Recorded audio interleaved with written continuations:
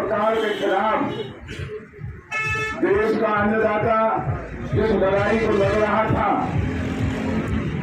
उस लड़ाई को लड़ने के लिए जो हमारे अपने इलाके में 52 पालों के नाम से, किसान संघर्ष समिति के नाम से एक नई सुपुर्दी, एक नई पहचान, एक नई जो लड़ाई का बिगुल यहां से बजाया गया। और हम कहीं भी जाते थे, जब अन्नदाता के संघर्ष की लड़ाई का जिक्र चलता था और उस संघर्ष में हमारे इलाका पलवल में आप द्वारा चलाया जा रहा धरने का भी जिक्र आता था, तो हमारा स्तर सम्मान से ऊंचा हो जाता था। मैं आप सबको बधाई देता हूं कि जो पहचान आपने इस इलाके की बनाई है, हमारी 52 पाल और 52 पालों में बसी हुई 36 बिरादरियों की जो पहचान आपने बनाई है, जो नाम को आपने बढ़ावा दिया है, वाले हमारे इलाके के सभी बच्चे हमारी जिनसे भी आपकी इस मेहरबानी और आपके इस एहसान को याद रखेंगी। आज इस देश के अंदर ही नहीं, पूरी दुनिया में जो किसान की पहचान बनी है और जो मोदी सरकार जो घमंड में चकनाचूर होकर के किसानों को अपमानित कर रही थी, झूठे मुकदमे बना रही थी,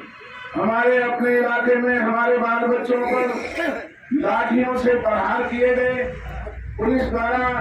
हमारे इलाके के बुजुर्ग और भाइयों तक को भी उस लाठी चार्ज में नहीं बख्शा। न जाने कितनी जातियां किसानों ने इस संघर्ष के अंदर देखी है। लेकिन मैं बधाई देता हूं किसान संघर्ष समिति को कि पहली दफा देश के अंदर एक इतना लंबा संघर्ष जो आपने चला करके और किसान की जो पहचान बनाई, ये आने वाली पीढ़ियां भी आपकी इस मेहरबानी को याद करती रहेंगी। इस संघर्ष से पहले हमारे ग्रामीण आकर के हमारे भाई, हमारे बच्चे ये कहने में शर्माया करते थे कि हम किसान परिवार हैं, हमारे माँ बाप किसानी का काम करते हैं, वो ये बात बताने में संकोच किया करते थे। लेकिन धन्य है आप लोगों का ये संघर्ष। आज कहीं भी जाकर के हमारे नौजवान बच्चे बड़े बड़े शहरों में जब उनसे कोई पूछता है कि आप कहाँ से आए हो और आपके घर वाले क्या करते हैं, तो वो सर उठा करके कहते हैं कि हम किसान, देश के अन्नदाता के बेटे हैं। तो आज इस देश और दुनिया में आपने एक नई पहचान अन्नदाता की और किसान की बनाई है। इस तरीके से इस आंदोलन में हमने अपने राजनीतिक मतभेदों को बुला करके इस इलाके की आपसी लड़ाई को दूर करके और मिल करके जो कभी जेलदार दादा गंगा बख्श जी, जो कि हमारे अरुण जी के दादाजी थे, जो उन्होंने इस इलाके के अंदर एक मिसाल कायम की थी, अंग्रेज हुकूमत के सामने जो अपनी बुद्धि का परिचय देकर के इस इलाके की ताकत को जागृत किया, आज भी फिर से वही समय दोबारा से हमारे इलाके में आप लोगों ने अपनी बुद्धिमत्ता से, अपनी अच्छी सोच से, अपनी ताकत से साथ लेकर के दादा गंगा बख्श के उस सपने को फिर से साकार किया है। आपसे आह्वान करता हूँ, कभी भी इस इलाके पर आने वाले वक्त में भी अगर कोई बुरा वक्त आया, कोई मुसीबत अगर हमारे इलाके में आई, आने वाली हमारी पीढ़ियों पर अगर कभी कोई मुसीबत का साया आया, तो हमें आपस में मिलकर के एक दूसरे के साथ कंधे से कंधा मिला करके अपनी आबरू से, इलाके की आबरू को बड़ा समझ करके एक दूसरे का साथ लेकर के अगर ऐसे चलेंगे तो इस इलाके की हस्ती को कभी कोई मिटा नहीं सकेगा। हमारा तो एक सुंदर सपना है, जहाँ पर हमारे इलाके के बुजुर्ग यहाँ बैठे हैं, ऐसे ऐसे बुजुर्ग जिन्हें उनके बच्चे चारपाई से नीचे पैर नहीं रखने देते, वो यहाँ धूप में, सर्दी में, गर्मी में भूखे प्यासे यहाँ देश के अन्नदाता के लिए बैठे रहे। तो सौरभ साहब, ये तो हमारा सपने की जमीन है, इस जमीन का कोई मोल नहीं। हमारे लिए आने वाले समय में भी अगर इस इलाके में सबसे बड़ी कोई अनमोल चीज मानी जाएगी, कोई सफल माना जाएगा, तो ये सफल माना जाएगा। तो हमें भगवान ना करे कभी जरूरत पड़ती है एक दूसरे के सहारे की, इलाके को बचाने की, देश और समाज के काम आने की, तो मेरा तो यही आह्वान है कि वहीं अपनी एक जगह ढूंढ लो। ये हमारे लिए एक ऐसा वरदान का आशीर्वाद का स्थान बन चुका है। कभी भी आगे अगर कोई बात आई तो यहीं आया करेंगे और यहीं बैठ करके आपस में बोल बतला करके आने वाले भविष्य की तिथियों को बनाएंगे। हमारे सिख भाई जो यहाँ इस धरती को पवित्र करके चले गए, हम उनका भी एहसान मानेंगे। और आपसे मेरा तो यही अनुरोध है कि जहाँ आप सबका धन्यवाद कर रहे हो, आज आप शायद सबको ना बुला पाएंगे। आज आप लोगों ने शायद आंदोलन को भी समेटना है। मैं तो आपसे ये अपील करूंगा कि फिर किसी दिन कोई समय निकाल के और जो इस आंदोलन में संघर्षरत रहे हैं उन्हें फिर बुलाओ।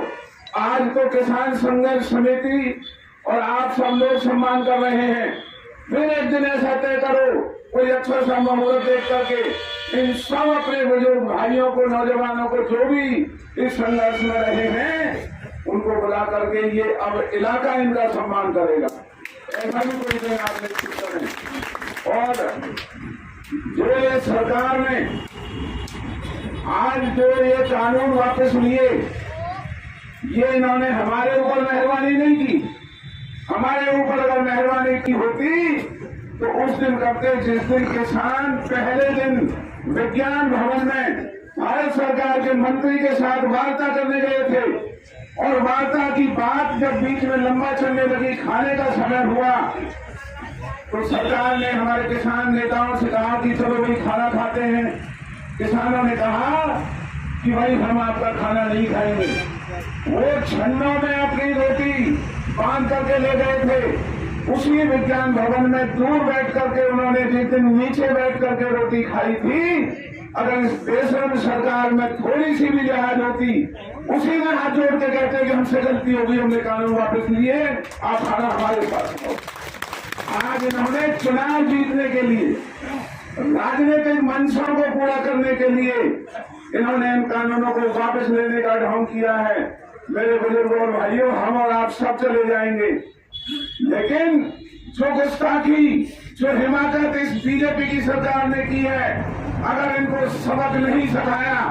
अगर इनको हमने माफ कर दिया, तो शायद आने वाली पीढ़ियां हमें माफ नहीं करेंगी। एक ऐसी मिसाल कायम होनी चाहिए